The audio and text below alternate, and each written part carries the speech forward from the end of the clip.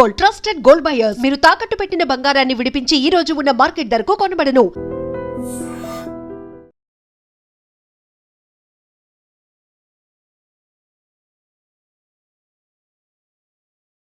Welcome to I dream.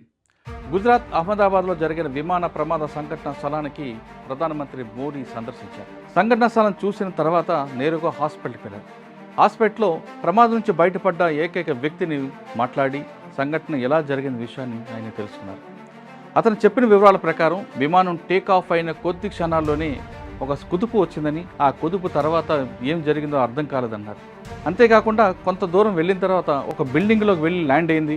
తర్వాత నేను emergency door తెలుసుకొని నాకున్న సీట్ బెల్ట్ విప్పుకొని బయటపడ్డాను ఆయన విషయాన్ని ఆయన చెప్పారు. అయితే మోడీ కొన్ని అనుమానాలు వ్యక్తం చేశారు. విమానం టేక్ ఆఫ్ అయిన వెంటనే ఎవరైనా కాక్పీట్లోకి వెళ్ళారా, లేదా కాక్పీట్ నుంచి ఎలాంటి వాయిస్ వచ్చిందా అనే విషయాన్ని కొంత పరిశోధన చేసినట్టుగా తెలుస్తుంది. అంటే ఇక్కడ కుట్ర కోణం దాగి ఉంది అనే కోణంలో కూడా ప్రధానమంత్రి మోడీతో పాటు అక్కడ ఉన్న అధికారులందరూ కూడా వ్యక్తం చేయడంతో ఆ దిశగా కొంతమంది అక్కడ ఉన్న వాళ్ళందరూ కూడా బయటపడ్డ వ్యక్తితో మాట్లాడారు. ఆ వ్యక్తి నుంచి ఎలాంటి సమాధానం రాకపోవడంతో విమానం వెళ్ళిన కొద్ది క్షణాల్లోనే ఒక కుదుపులాగా వచ్చింది. వెంటనే ల్యాండింగ్ మూవ్మెంట్ తెలిసింది. తర్వాత ఒక బిల్డింగ్ మీద ల్యాండ్ అయినట్లుగా తెలుస్తుంది అన్న విషయం చెప్పగానే ఇంజిన్లో ఫెయిల్ అయిందా, లేదో అక్కడ ఉన్న ఎమర్జెన్సీ ల్యాండ్ దగ్గర జరిగిందా, లేదు ఫ్యూయల్లో ప్రాబ్లం వచ్చిందా అనే విషయాన్ని కూడా మోదీతో పాటు అక్కడ ఉన్న అధికారులందరూ చర్చించారు.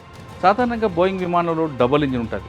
ఒక ఇంజిన్ ఫెయిల్ అయితే మరో ఇంజిన్ కూడా ఆన్ అవుతుంది దానిలో ఉంటుంది. కానీ రెండు ఒకేసారి ఫెయిల్ కావని మనకి నిపుణులు చాలామంది చెప్తారు.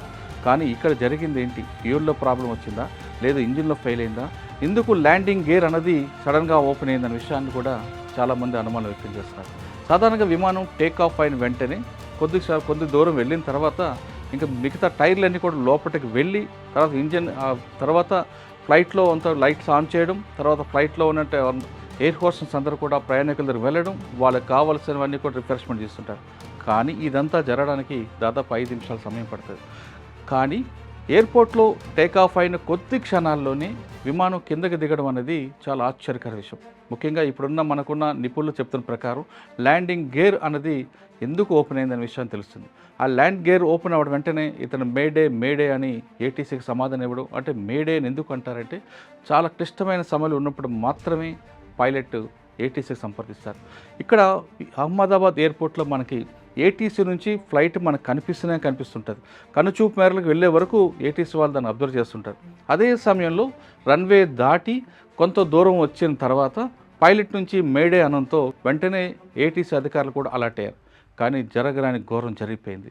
వందలాది మంది చనిపోయారు. ఇక్కడైతే ఫ్లైట్ అయితే హాస్పిటల్ మీద ల్యాండ్ అయింది, హాస్టల్లో భోజనం చేస్తున్న వాళ్ళు కూడా మెడికల్ కూడా చనిపోయారు. ఆ బిల్డింగ్ మొత్తం కొలాప్స్ అయిపోయింది. ఇదంతా ఒక పార్ట్ అయితే మోడీతో పాటు సీనియర్ ఆఫీసర్స్ చాలామంది వచ్చి ఇన్వెస్టిగేషన్ అనేది ప్రారంభమైంది. అసలు ఫ్లైట్ అనేది ముందు చెక్ చేసి ఏ ఫ్లైట్ అయినా సరే ఎయిర్పోర్ట్ నుంచి రన్వే నుంచి బయటికి వెళ్ళగానే ఆ రన్వే ముందు ఫ్లైట్ అంతా చెక్ చేయడం అనేది ఆ ఇంజనీర్స్ యొక్క పని. ఇంజనీర్లు ఎలా చూస్తారంటే టైర్లో గాలి దగ్గర నుండి ఫ్యూయల్ వరకు ఇంజన్ అంతా కూడా చెక్ చేసే బాధ్యత ఆ సేఫ్టీ ఇంజనీర్ చూస్తారు. దాని తర్వాత పైలట్, కో పైలట్ లోపలికి వచ్చి కాక్పిట్లో కూర్చొని వాళ్ళకి ఎంత ఫ్యూయల్ కావాలనేది కూడా వాళ్ళు అబ్జర్వ్ చేసి ఆ ఫ్యూయల్ ఉందో లేదా అనేది చూసుకున్న తర్వాత ఆ డాక్యుమెంట్ మీద సైన్ చేసి ఏటీసీ నుంచి క్లియర్ వచ్చిన తర్వాతే ఫ్లైట్ మూవ్ అవుతుంది. ఈ ప్రాసెస్ అంతా కరెక్ట్గా అయిన తర్వాత ఫ్లైట్ టేక్ ఆఫ్ అయ్యి కొంత దూరం వెళ్ళిన వరకు ఏటీసీ వరకు సంబంధాలు వచ్చి, అంటే అహ్మదాబాద్ తర్వాత మరో ఎయిర్పోర్ట్ ఎక్కడి వరకు ఉందో అంతవరకు కూడా అహ్మదాబాద్ ఏటీసీ వాళ్ళు దాన్ని ఫాలోఅప్ చేస్తారు. అంటే ఇంకొక ఎయిర్పోర్ట్ అని ఒక ఎగ్జాంపుల్ అహ్మదాబాద్ తర్వాత రాజ్కోటో లేదా ఇంకొక ఏరియా గాంధీనగర్ వచ్చే వరకు, అంటే ఇంకొక ఏటీసీ కంట్రోల్కి వెళ్ళే వరకు అహ్మదాబాద్ ఏటీసీ వాళ్ళు ఫాలో చేస్తారు. ఇంత పగడబందిగా జరుగుతున్న ఈ క్రమంలో ఫ్లైట్ టేక్ ఆఫ్ అయిన కొద్ది క్షణాల్లోనే ఆ ఫ్లైట్ ల్యాండింగ్ గేర్ పడిపోవడం, ప్రమాదం జరగజేసింది.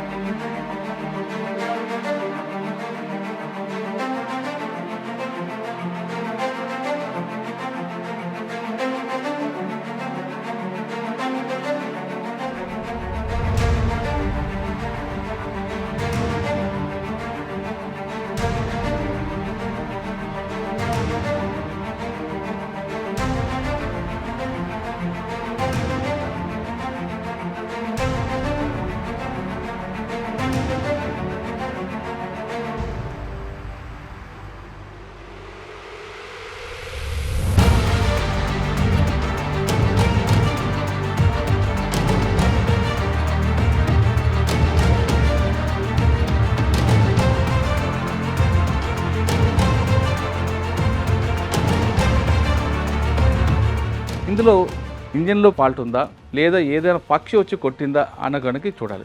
First ఇంజిన్లో fault. 2 ఇంజిన్లు ఒకేసారి ఫెయిల్ కావంటూ గతంలో పైలట్గా పనిచేసిన చాలామంది అధికారులు చెప్తున్నారు.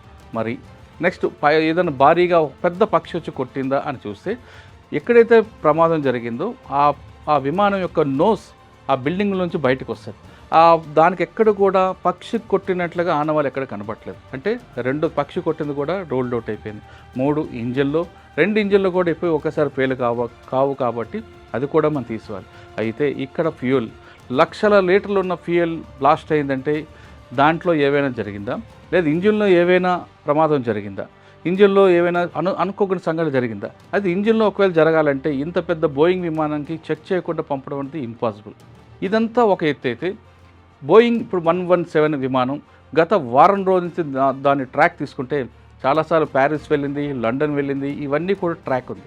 ఒకవేళ ఇంత కంటిన్యూగా జర్నీ చేయడం వల్ల ఇంజిన్లో ఏమైనా ఫాల్ట్ వచ్చిందా అన్నది కూడా ఇప్పుడు డీజీసీ అధికారుల యొక్క దర్యాప్తులో బయటపడాల్సింది. ఇదంతా ఒకవైపు పార్ట్ అయితే, మరోవైపు ఎవరెవరు చనిపోయారో వాళ్ళ కుటుంబాలకి డెడ్ బాడీ అందించడం పెద్ద టాస్క్. ఆ టాస్క్ని ఇప్పుడు గుజరాత్ పోలీసులు తీసుకున్నారు, గుజరాత్ గవర్నమెంట్ తీసుకుంది.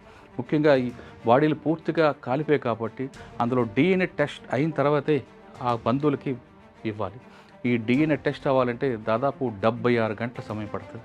76 గంటల వరకు తమ బంధువులు వాళ్ళ మృతదేహాల కోసం వాళ్ళ బంధువులు హాస్పిటల్ ధర పడిగాపులు కాయాల్సిన అవసరం అటువంటి సమయం కనిపిస్తుంది. ఇంత దారుణమైన పరిస్థితి ఎవ్వరికీ రాకూడదని ఆలోచిస్తాం. ఇంకా మరోవైపు అసలు ప్రమాదం ఎలా జరిగింది, ఇది $1000 ప్రశ్న. ఈ ప్రమాదం ఎలా జరిగిందంటే ప్రతి పైలట్లో ప్రతి విమానంలో ఎయిర్క్రాఫ్ట్లో ఖచ్చితంగా బ్లాక్ బాక్స్ ఉంటుంది. బ్లాక్ బాక్స్ అనేది కాక్పిట్లో ఉంటుంది, కానీ బ్లాక్ బాక్స్ అంటారు కానీ అది ఆరెంజ్ కలర్లో ఉంటుంది.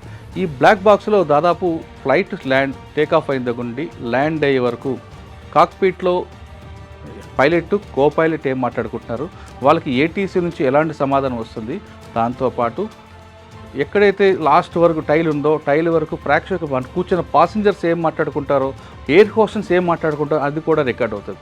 అంటే ఎవరు ఎలాంటి మూవ్మెంట్ చేసినా ఖచ్చితంగా బ్లాక్ బాక్స్ అంటే ఆరెంజ్ కలర్ బాక్స్లో రికార్డ్ అవుతుంది. ఈ ఆరెంజ్ కలర్ బాక్స్లో ఏముంది అనేది తెలుసుకోవడమే ఇప్పుడున్న అధికారులకి పెద్ద టాస్క్.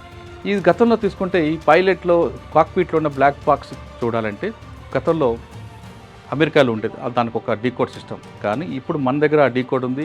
ఖచ్చితంగా ఈ బ్లాక్ బాక్స్ అనేది దొరికింది. ఎంత ప్రమాదం జరిగినా, అగ్ని ప్రమాదం జరిగినా, లేదా విమానం నీటిలో కూలిపోయినా, సముద్రంలో పడిపోయినా బ్లాక్ బాక్స్ మాత్రం చెక్కు చెదరదు. ఎందుకంటే గతంలో చెన్నై దగ్గరలో కూడా ఇదే విధంగా విమానం సముద్రంలో కూలిపోవడం, కొన్ని నెలల తర్వాత ఆ సముద్రంలో బ్లాక్ బాక్స్ తీసి తర్వాత ఏం జరిగిందనే విషయం కూడా డీకోడ్ చేశారు. అదేవిధంగా గతంలో ఆంధ్రప్రదేశ్ ముఖ్యమంత్రి రాజశేఖర రెడ్డి గారు ప్రయాణం చేస్తున్న హెలికాప్టర్ కూడా ఆత్మకూరు దగ్గర కూలిపోయింది. అందులో కూడా బ్లాక్ బాక్స్ డీకోడ్ చేసి అక్కడ ఏం జరిగింది అనే విషయాన్ని కూడా పైలట్ మాట్లాడుకుంది, ఏటీసీతో డీకోడ్ చేసి అసలు ఆ రాజశేఖర రెడ్డి గారి హెలికాప్టర్ ప్రమాదానికి కారణం ఏంటంది బ్లాక్ బాక్స్ ఓపెన్ చేసింది. ఇప్పుడు గుజరాత్లో అహ్మదాబాద్లో జరిగిన ఈ ఘటనలో మనకు దొరికిన బ్లాక్ బాక్స్ ఏదుందో దాన్ని డీకోడ్ చేసే పనిలో అధికారులు ఉన్నారు. దీన్ని డీకోడ్ చేస్తే కనీసం 24 గంటల సమయం పడుతుంది. అందులో ఏం జరిగింది, కాక్పిట్తో ఉన్న పైలట్కి అదేవిధంగా ఏటీసీకి మధ్యన సంభాషణ ఏంటి, లేదు ఎవరైనా బలవంతంగా కాక్పిట్లోకి వచ్చారా అన్న దానికి మీద కూడా చర్చ జరుగుతుంది. కానీ ఇక్కడైతే ఒక వ్యక్తి బయటకు వచ్చారు, ఆ వ్యక్తి మాత్రం కాక్పిట్లోకి ఎవరు వెళ్ళలేదని చెప్పాడు. కాబట్టి కుట్రకోణం అనేది కాసేపు పక్కన పెడితే ఇంజిన్లో ఏమైనా ఫెయిల్యూర్స్ ఉన్నాయా, టెక్నికల్గా ఇష్యూస్ వచ్చాయా అన్న విషయాన్ని పైలట్ కో పైలట్ ఖచ్చితంగా ఏటీసీకి చెప్తారు. కానీ ఆ సంభాషణ ఏది జరగలేదనే విషయాన్ని కొంతమంది అధికారులు చెప్తున్నారు. ఎందుకంటే వాళ్ళు టేకాఫ్ అయిన కొద్ది క్షణాల్లోనే మేడే అన్న వాళ్ళ సిగ్నల్స్ ఇచ్చారంటే మేము కంప్లీట్గా ప్రమాదంలో ఉన్నాము, మమ్మల్ని సేవ్ చేయండి అన్న మీనింగ్. అటువంటి సిచ్యువేషన్ ఒకేసారి వచ్చిందంటే ఏం జరిగి ఉండొచ్చు అన్నది కాక్పిట్ ఓపెన్ చేస్తేనే బయటకు తెలుస్తుంది. అప్పుడు ఇందులో కుట్రకోణం ఉందా లేదా టెక్నికల్ ఇష్యూస్లో విమానం కొలాప్స్ అయిందా అనే విషయాలు బయటపడే అవకాశం ఉంది.